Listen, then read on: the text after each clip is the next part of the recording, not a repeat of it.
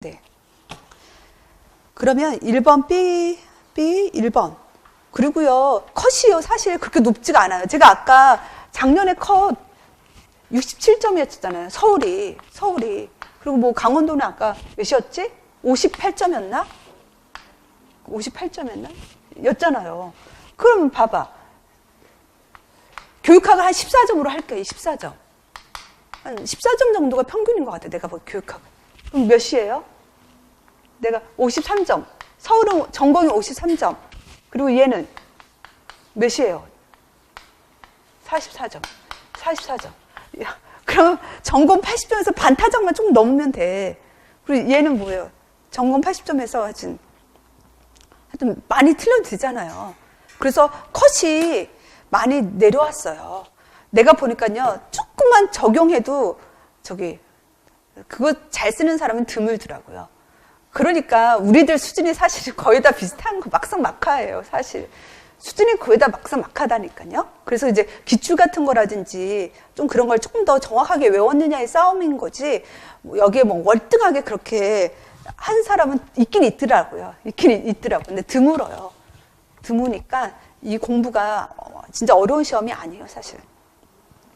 1번 문제를 한번 볼게요. 1번은 지역사회 문제거든요. 그래가지고 지금 기억의 산출 공식을 쓰고 이제 우선순위를 쓰라고 했어요. 그래서 여기에 보면 우선순위 문제가 많이 나와요. 그래서 BPRS를 우선순위를 적용하라는 거였거든요. 그래서 작년에는 우선순위 문제 나왔어요. 작년에는 패치가 나왔거든요. 근데 올해는 BPRS가 나왔죠. 그래서 우선순위를 되게 중요하게 여기고, 그리고 작년에 나왔다고 해가지고 중요한 거는 재반출이 거의 다 돼요. 그래가지고 BPRS는 제 프린트물 있잖아요. 이제 이 공식, 이거는 제가 이제 문풀에서도 많이 다뤘던 거였어요. 다루었었죠. A 플러스 2B 곱하기 C. 그래서 이제 이 공식을 이제 쓰라는 거죠. 뭐 문제의 크기, 심각도, 사업의 추정 효과. 이것도 사실 보면은 이제 공무원 시험이나 국시에서 나왔던 것이 이렇게 시험에 나온 거예요. 공식을 쓰고 이거를 대입하고, 그래가지고 거기 문제를 보면 여기에 뭐 문제의 크기라든지 심각도, 사업의 추정 효과 점수가 다 나왔잖아요. 이 나온 점수를 여기에 그냥 대입을 하는 거예요. 대입을 해가지고 이제 수학이죠. 초등학교 수학. 그래가지고 이제 점수 나온 걸로 해가지고 누가 우선순위가 많이 있는지를 뽑는 거예요.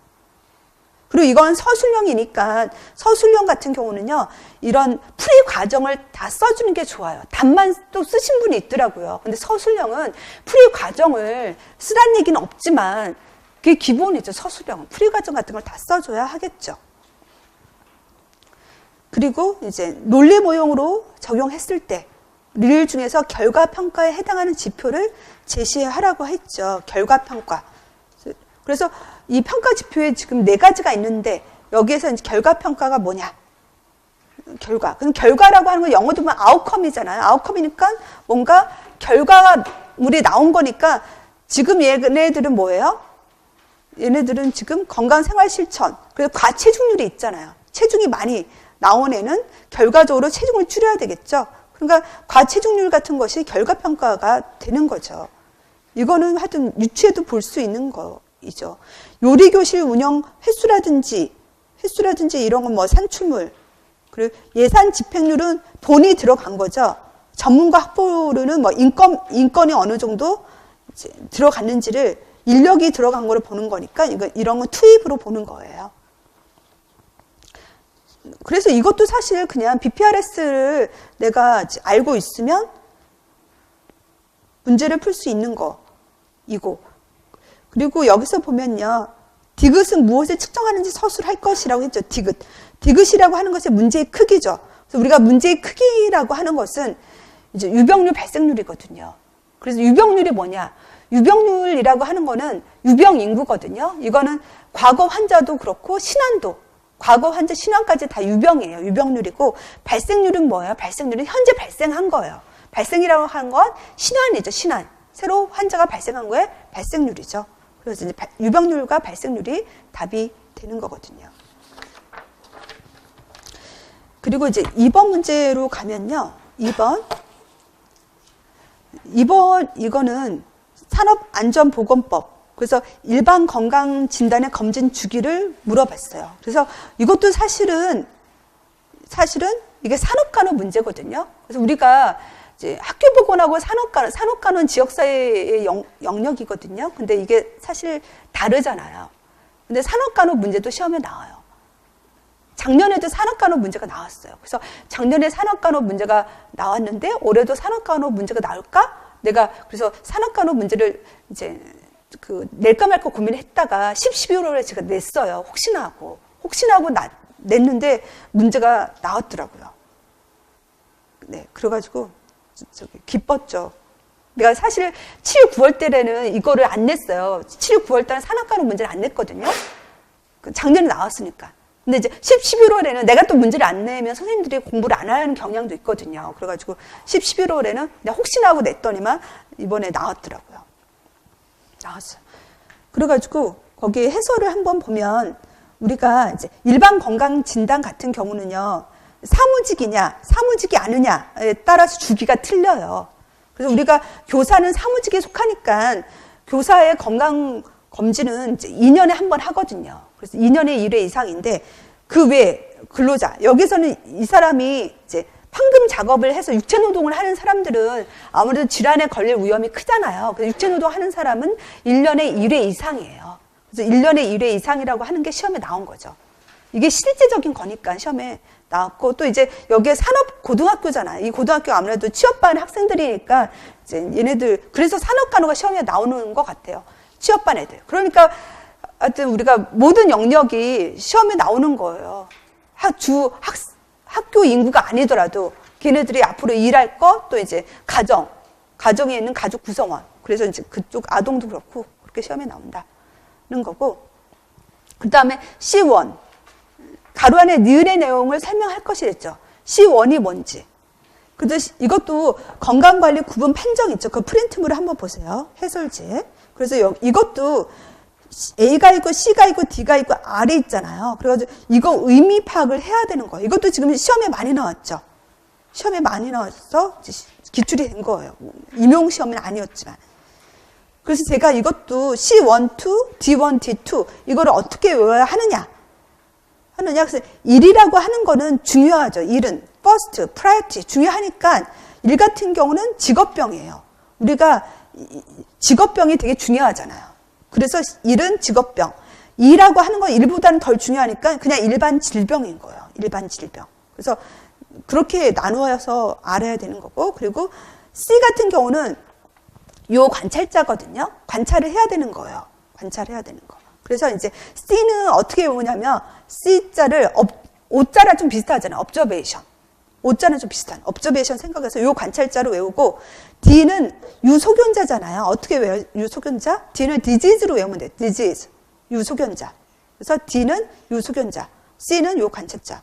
그리고 일은 중요하니까 직업병. E는 덜 중요하니까 일반 질병. 그래가지고 여기서는 C1이 나왔으니까 아까 C1은 뭐랬어요? 직업병이라 했잖아요. C는 observation이랬잖아요. 요 관찰자. 그래서 이제 직업병을 의심해가지고 추적 관찰을 해줘야 한다. 추적 검사 등 관찰을 해줘야 한다. 그게 답이 되는 거예요. 그래서 공부할 때는 이런 식으로 자꾸 뭔가 연상을 자꾸 해줘야 돼요. 그게 쉽지가 않으니까 제가 그걸 도와주는 거예요. 선생님들이 암기할 수 있도록 이해하고. 그래서 제 강의의 장점은 학생들이 그러시더라고요. 그래도 이제 뭔가 외우게 만든다는 거예요. 이해와 외우게 만든다. 그래가지고 이제 그게 제 강의의 장점이라고 하더라고요. 그 다음에 디귿과 리을의 예방 대책이 작업 환경 관리의 기본 원리 중 어디에 속하는지를 구분하여 설명할 것. 그래서 이것도 저소음 기계로 변경하는 거. 이제 이것도 이제 시험에 막판에 냈던 거였어요. 내가 설명을 했던 거였거든요. 이제 대치하고 격리하는 거. 이것도 국시에도 많이 나왔죠. 대치는 뭔가 변경하는 거거든. 바꾸는 거예요. 내가 시설을 변경한다든지 뭔가 공정을 이제 변경한다든지 바꾸는 위해 물질을 덜 위해한 걸로 바꾸는 거를 우리가 이거를 대치라고 하는 거거든요. 그래서 여기서는 고소음 기계를 저소음으로 뭔가 기계를 변경을 했죠. 그러니까 이건 대치가 되는 거예요. 리을은 방음벽을 설치했다. 방음벽 설치를 했다는 거는 이거는 이제 격리죠. 위험물질이 있기 때문에 이거에 대해서 내가 장벽을 세웠다든지, 물체를 세웠다든지, 거리상, 시간상 이거를 격리하는 게 장벽을 만드는 것이 그것이 격리거든요. 그래서 이제 격리라는 거고요. 그 다음에 3번 문제. 3번 문제는요, 이거 뇌수종 문제거든요. 뇌수종. 사실 뇌수종의 문제가 이것도 국시에서도 좀 나왔죠. 뇌수종이라고 하는 것이 특히 영아기 때의 특징이기 때문에 이제 우리 시험에서는 약간 이것도 사이드였어요. 사이드였는데 시험에 나온 거지. 이것도 징후가 시험에 나왔죠. 징후, 증상, 사정하는 거. 그래서 기억의 양성 소견과 발생 기전을 서술하라. 제가 뇌수종도 이거 문제를 아마 7, 9월 달에 아마 문제 냈을 거예요. 제가 뇌수종도 이거 낼까 말까 고민했거든요. 이거 안 될까 했는데 좀 사이드니까 안 낼까 했는데 그냥 왠지 꺼림직하더라고요. 그래가지고 냈더니 시험에 나왔더라고요. 그래서 기억의 양성 소견, 일몰 징후, 그림도 있죠. 눈동자, 그림을 한번 보세요. 눈동자가 아래로 있는 거잖아요. 우리들 눈동자는 어디로 있어요? 중간에 있잖아요. 눈동자가 어느 정도 중간에 있는데 얘는 눈동자를 아래가 있는 거예요. 눈동자 아래가 있고 이 흰색이 뭐예요? 공박이거든요. 흰색 공박이 위에가 있는 거예요. 눈동자가 아래로. 태양이 이렇게 수평선으로 내려가는 것처럼. 그게 일몰징후이죠. 발생기전. 일몰징후가 왜 생기냐? 여기서 발생 기전을 서술하라고 했는데 발생 기전은 뭐예요? 병태생리랑 연결이 되는 거예요. 이것도 병태생리가 나온 거예요. 그래서 우리가 이제 아동이나 질환은 병태생리를 외워야 돼요. 서술형으로 나올 수 있는 거죠. 그래서 이제는 뇌수종은 뭐냐면 물이 뇌 척수액이 많이 찬 거잖아요. 뇌 안에. 그래서 뇌압이 상승해지니까 이제 일몰징후가 생기는 거예요. 압박에 의해서 눈동자가 아래로 내려가는 거죠. 뇌 척수액. 뇌 척수액이 왜 증가를 해요? 뇌 척수액은 생산과 이제 움직이고 그 다음에 흡수가 이루어지거든요. 뇌 척수액이 너무 많이 생산이 됐다든지 통로에서 뭔가 장애가 있다든지 흡수가 잘 안 됐다든지 하면 뇌 척수액이 올라가겠죠. 뇌 척수액이 많이 생겨서 뇌압이 상승이 되니까 이제 일몰징후가 생기는 거예요. 압박을 받은 거죠. 신경이 압박을 받는 거죠. 우리가 눈동자라고 하는 것, 아까 눈동자의 움직임은 누구라고 했어요? 3뇌신경이거든요. 동안신경. 그러니까 신경이 압박을 받아서 일몰징후가 생겼다라고 하는 거죠. 그 다음 막히는 증후. 그래서 이제 막히는 증후라고 하는 것이 이제 특히 우리가 대천문이 앞쪽에 대천문이 있고 소천문이 뒤에 있거든요. 앞쪽에 대천문이 이게 12에서 18개월에 그때 닫혀요. 그래서 12에서 18개월 전에는 이게 열렸거든요. 그래가지고 그 밑에는 이제 뇌 척수액도 있고 하잖아요. 그래서 이걸 두드리면 깨진 항아리 소리, 둔탁한 소리가 나는 것이 그것이 막힌 증후예요. 그래서 아까 이제 대천문 부위를 두드렸을 때 그게 검진하는 방법이고 깨진 항아리 소리, 둔탁한 소리가 난다. 그것이 이제 양성 소견이 되는 거죠.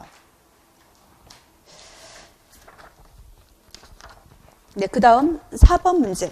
4번은 통풍 문제이거든요. 통풍은 이것도 임용에서 몇 년 전에 나왔어요. 그래서 이거는 거의 다 맞았을 수 있는 문제였어요. 임용에서 기출이 됐었으니까. 그래서 기억에 해당하는 질환의 명칭을 쓰고 요상 결정체로 해서 이제 발작 관절통이 생기는 것을 이거를 우리가 이제 통풍이라고 하거든요. 가로 안에 니은에 적합한 중재 하나를 쓰라고 했죠. 그래서 중재 이것도 간호가 나온 거죠. 간호. 그래서 통풍이 있을 때 통풍은 이제 관절이 통증이 있으니까 딱 공부 안 해도 뭐겠어요?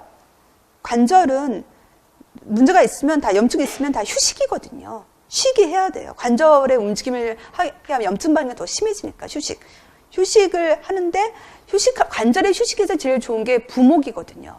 부목을 대주면 관절이 움직이지 않게 하잖아요. 부목의 효과가. 그래서 움직이지 않도록 이제 부목을 대줘서 휴식을 취하게 한다라고 하는 것이 답이 되는 거거든요.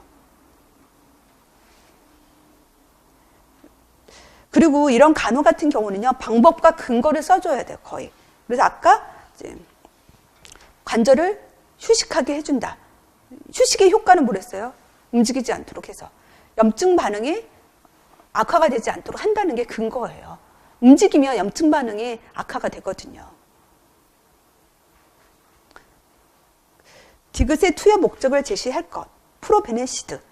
그래서 프로베네시드 이것도 이제 얘네들이 약물이 한 3가지 약물이 있거든요. 잔틴 산화효소 억제제라든지 프로베네시드하고 또 하나 또 있는데 하여튼 3개 정도가 있는데 그래서 이제 얘도 중요 약물 국시에도 나온 적이 있죠. 프로베네시드. 그래가지고 얘 같은 경우는 프로베네시드. 그러니까 요산 결정체를 신장에서 배설하도록 하는 거거든요. 이것도 보면은 이제 그 기전이 있잖아요. 기전. 이것도 여기서 보면은 근위세뇨관이라는 게 나오잖아요. 그럼 근위세뇨관이 뭔지에 대해서 내가 알아야 돼요. 이것도 보면은 우리가 신장은 사구체가 있고요. 사구체가 있고 이렇게 해가지고 이게 집합관. 집합관이에요. 이쪽이 근위세뇨관. 이게 헬렌구리. 이게 이제 원위세뇨관. 근위라고 하는 건 가까운 게 근위잖아요. 그래서 이제 사구체는 가까이 있으니까 근위세뇨관. 얘는 사구체 좀 멀리 떨어져 있으니까 원위세뇨관. 근데 얘는 특히 근위세뇨관에서 이 요산이 이제 배설물이잖아요. 배설물이 나가야 되는데 근데 이거를 제우스, 여기서 우리가 세뇨관에서 제우스를 많이 하거든요. 근데 제우스가 되지 않도록 하는 거예요. 요산이 제우스가 되지 않도록 제지해서 요산이 나가도록 하는 것이 프로베네시드예요. 이런 것도 내가 한번 이렇게 그림을 그려 보셔야 이거를 쓰기 좋다는 얘기예요. 그게 투여 목적이 그렇고요. 그 다음에 류를 보면 퓨린 함량이 높은 음식은 질병을 악화시킬 수 있어요. 그래서 이것도 이제 근거, 이유를 설명하라. 퓨린 함량이 높은 음식을 왜 먹으면 안 되느냐, 통풍 환자에서. 이것도 병태생리와 관련된 문제예요.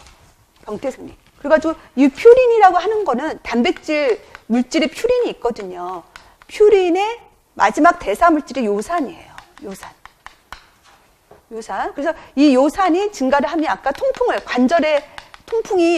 관절에 요산이 집착을 해서 요산 결정체를 형성해가지고 그래가지고 관절염이 생긴댔잖아요. 통증이 생긴다고 했잖아요. 염증 반응이 또 가세를 WBC에 의해서 염증 반응이 일으켜가지고 이제 통풍이 악화를 하는 거거든요. 이제 이런 것도 아까 이게 병태생리에 있는 거예요. 거기 병태생리가 있죠.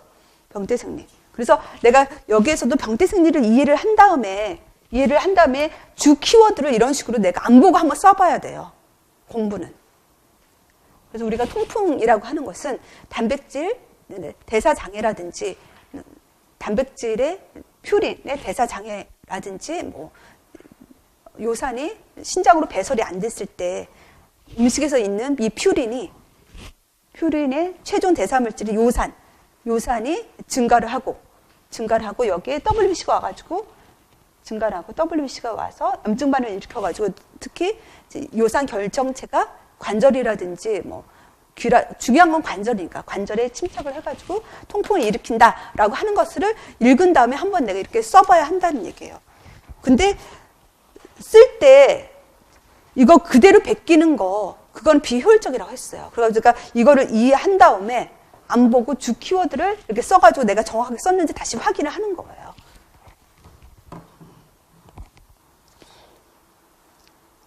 (5번) 5번은 이제 목발 보행에 대한 문제이거든요. 목발 보행. 그래서 이제 목발 보행은요,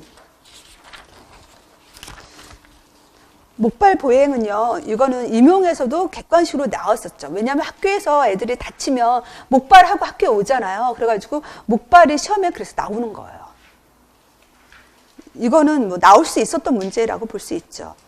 가로 안에 기억에 들어갈 내용을 서술할 것. 그래서 이제 목발의 길이를, 지금 애가 목발은 키를 이용해 목발 길이를 측정하고 팔꿈치의 각도를 측정해 뭐뭐를 조절할 수 있어요. 그래서 팔꿈치의 각도를 측정해 뭐뭐를 조절할 수 있어요. 이거는 우리가 목발의 모양을 좀 생각을 해줘야 돼요. 목발의 모양. 내가 지금 하여튼 목발이 이렇게 있으면 이게 손잡이가 있잖아요. 이 손잡이. 그 답은 손잡이의 높이예요. 손잡이의 높이. 이것도 내가 목발에 대해서 내가 좀 그려보고 했어야 조금 문제 풀기가 좀 쉬워요. 팔꿈치의 각도. 목발을 이렇게 팔꿈치로 이렇게 잡는, 팔꿈치로 굽힌 다음에 목발을 이렇게 잡는 거잖아요. 그렇기 때문에 내가 팔꿈치의 각도가 중요한 거야. 각도를 통해서 내가 손잡이를 어떻게 잡는지. 팔꿈치 각도가 한 30도가 되죠. 20, 30도가 돼야 하거든요. 그래서 이제 팔꿈치 각도를 측정해서 이제 손잡이의 높이를 조절하는 거예요. 그거이고, 그 다음에 이제 삼각위 자세. 삼각위 자세라고 하는 거는 그림이 없지만 이게 딱 삼각위 자세이거든요. 이건 제 이론서에도 딱 있어요. 그림이. 그래서 어려운 문제가 아니었어요. 그래서 이제 여기가 우리가 발이 있으면 앞으로 15cm. 여기서 이제 15cm. 여기다 목발을 딱 놔야 돼요. 이렇게 해야만 기저면을 넓게 해서 안정감을 줘요. 그래서 우리가 목발 하다가 낙상이 되면 안 되잖아요. 안정감을 주게 하는 거예요. 기저면을 넓게 해가지고 안정감을 준다라고 하는 게 삼각위의 자세거든요. 그게 답이었고, 그 다음에 이제 의자에 앉을 때, 사실 의자에 앉을 때는 이거는 의자에 앉을 때는 조금 어려운 문제이긴 했었어요. 의자에 앉았을 때. 근데 이것도 사실 쉬웠어요. 답은 쉬워요. 왜냐면은 우리가 체중을 어디에 두느냐, 체중을 어디에 두지 않느냐, 그것이 항상 중요했거든요. 그래가지고 여기서 보면 다치지 않은 쪽에 체중은 다치지 않은 쪽에 아는 다리에 실려야 하는 거거든요. 다친 다리에 체중이 실리면 안 되겠죠. 그러니까 다치지 않은 다리에 체중을 쉽게 한다. 그러니까 이것도 답은 쉬운 거였어요. 5번. 그 다음 6번 문제로 갈게요. 6번. 6번은요, 유피낭종은 제가 여성을 전공했잖아요. 그래서 유피낭종은 제가 다루었던 거였거든요. 근데 여기서 기억을 보면 수술의 기대 효과, 난소 설상 쇠기술은 사실 좀 어려웠어요. 난소 설상 쇠기술은. 이거는 난소를 다 절제하는 게 아니라 여기에 있는 유피낭종 있는 부위만 부분적으로 절제하는 거죠.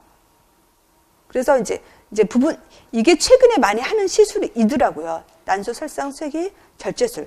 그래서 이게 부분적으로 절제술을 하면 우리가 이제 난소는 호르몬을 분비하잖아요. 에스트로겐, 프로게스테론을 분비하잖아요. 그래가지고 시상하고 뇌하수체 난소의 호르몬 주기를 다시 만들어줘요. 호르몬이 있어야만 월경이 되고 임신이 되고 배란이 되잖아요. 그거를 하도록 하는 게 그게 답이 되는 거거든요. 그 다음에 니은의 특징. 그래서 이제 유피낭종 안에 지금 머리카락, 치아, 뼈가 있다. 그것이 왜 나왔냐? 왜냐면 유피낭종은 3배엽. 우리가 난자 정자가 만들어서 영양배엽이 생기는데 영양배엽이 외배엽, 내배엽, 중배엽이 있거든요. 그래가지고 외배엽에서는 뭐 피부가 생긴다든지 뼈가 생긴다든지 피부나 뭐 치아가 생긴다든지 하고 내배엽에서는 소화기가 생긴다든지 그렇게 하잖아요. 그래서 외배엽, 내배엽, 중배엽에 의해서 이게 나오기 때문에 머리카락, 치아, 뼈가 들어있을 수 있는 거예요.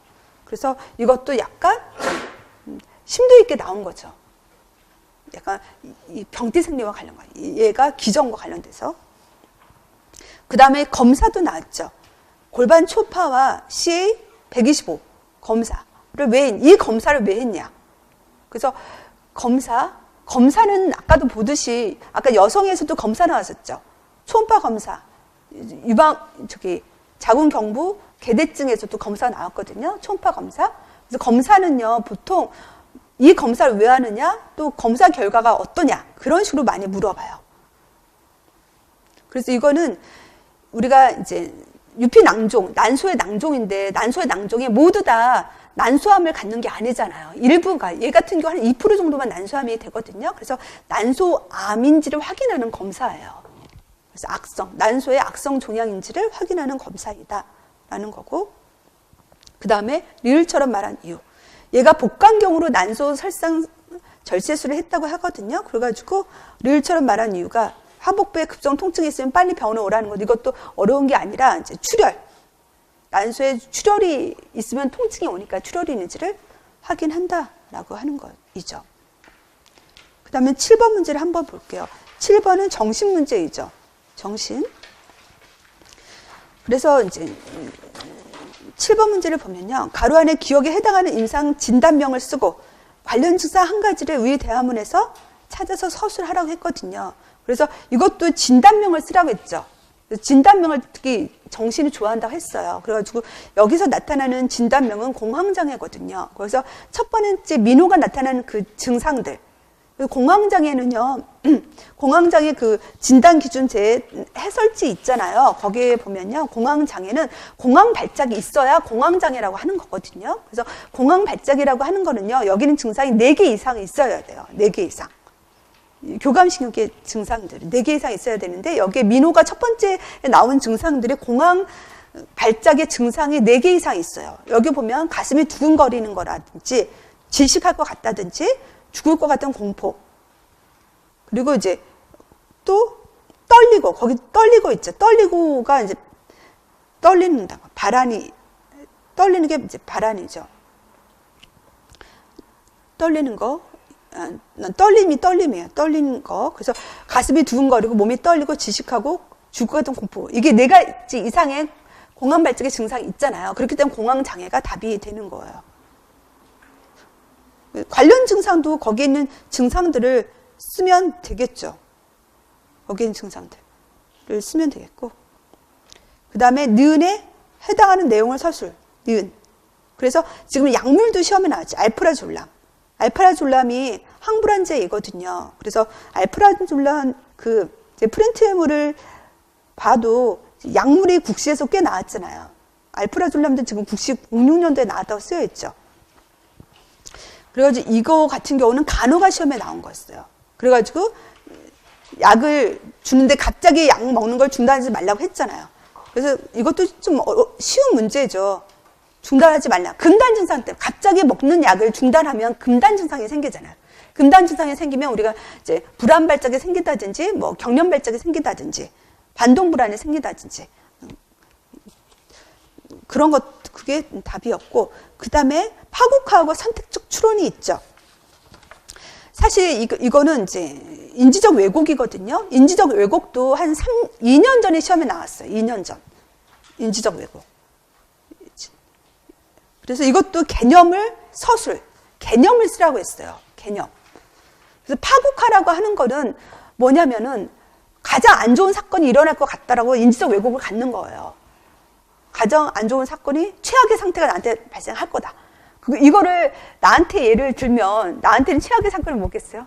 나한테는 최악의 사건이 뭐냐면 학생들이 다 없는 거. 학생들이 없는 상황에서 아무도 내 강좌를 수강을 안 하고 학생이 없는데 그래서 이제 이 노량진을 떠나야 돼. 그게 이제 파국화예요. 나 같은 경우. 그리고 선택적 추론은 뭐냐면요. 우리가 여러 가지 상황이 있는데 우리 여러 가지 상황에 좋은 상황도 있고 나쁜 상황도 있는데 특별히 나쁜 상황을 내가 가지고 와서 최종 부정적인 결론을 갖는 게 선택적 추론이에요. 그래서 저 같은 경우도요. 저는 이제 남편이 있죠. 남편이 그래도 자상해요. 자상하다 하더라고요. 어디 가도 남편 잘 만났다고 하더라고요.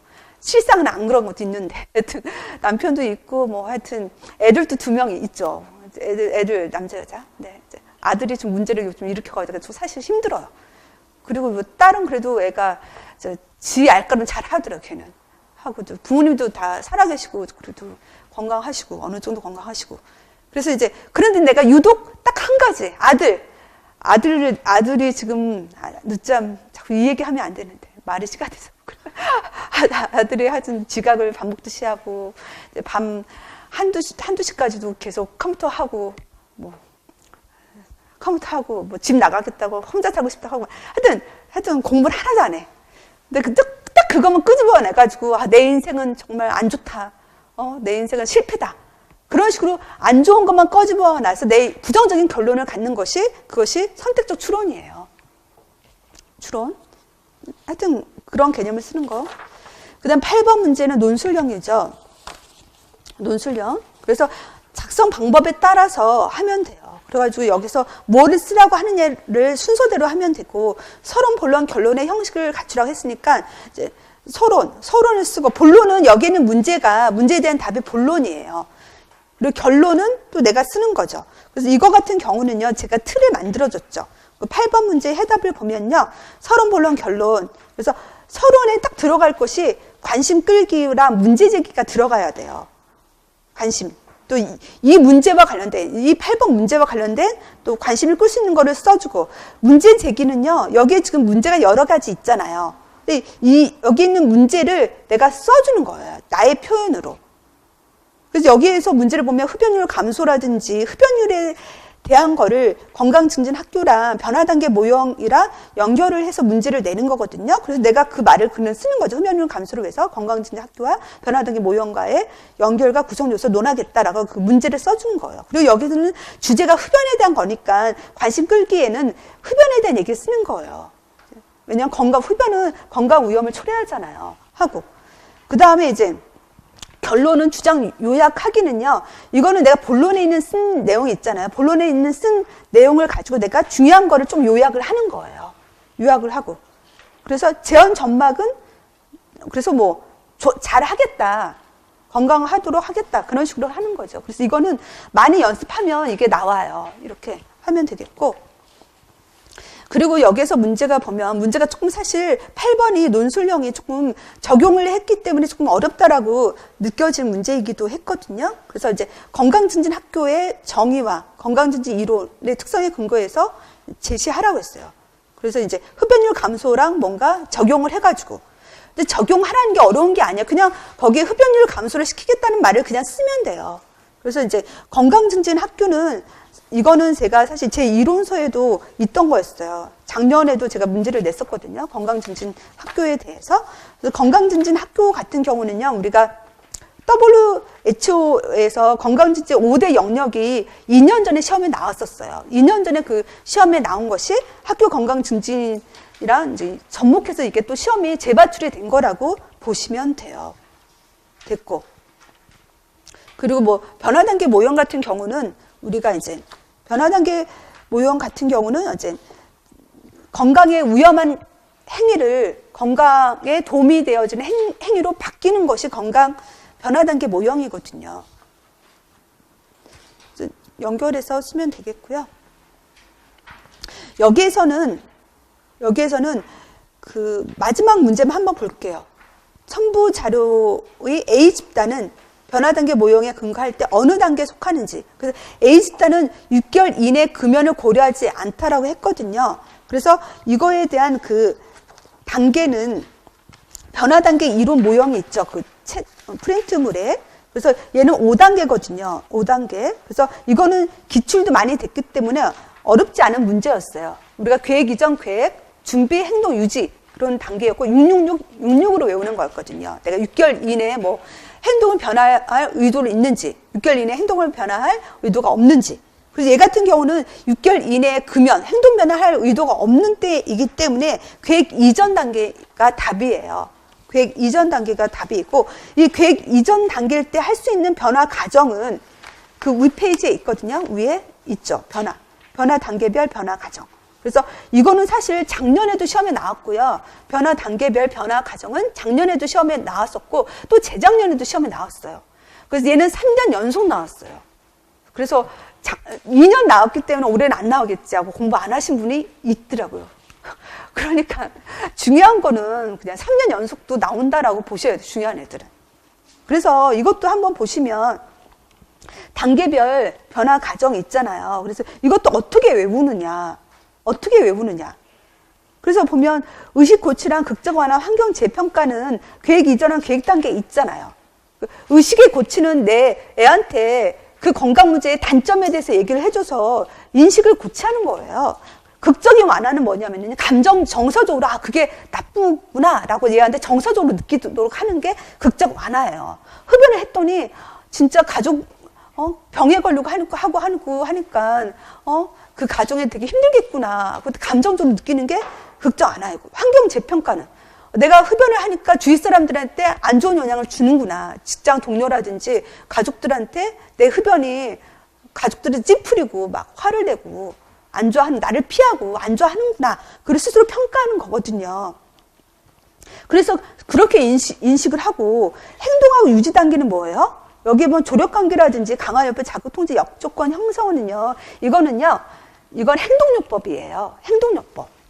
그래서 이제 행동요법, 강화요법은 뭐예요? 내가 금연을 하면 보상을 주고 선물을 주고, 자극 통제는 뭐예요? 흡연을 하게 만드는 재떨이라든지 술을 먹으면 흡연한다. 술을 안 먹는다든지 그런 자극을 내가 좀 통제하는 거고, 역조건 형성은 내가 스트레스가 쌓이면 흡연하는 대신 운동을 한다든지 다른 걸로 하는 게 역조건 형성, 이게 행동요법이거든요. 그래서 행동요법은 좀 뒤에 있구나, 행동 유지 단계에 있구나, 이런 식으로 이제 공부하면, 외우고 이해하면 돼요. 그래서 네, 시간이 돼서 제가 이제 해설 강의는 여기까지 할게요. 네, 수고하셨습니다. 네.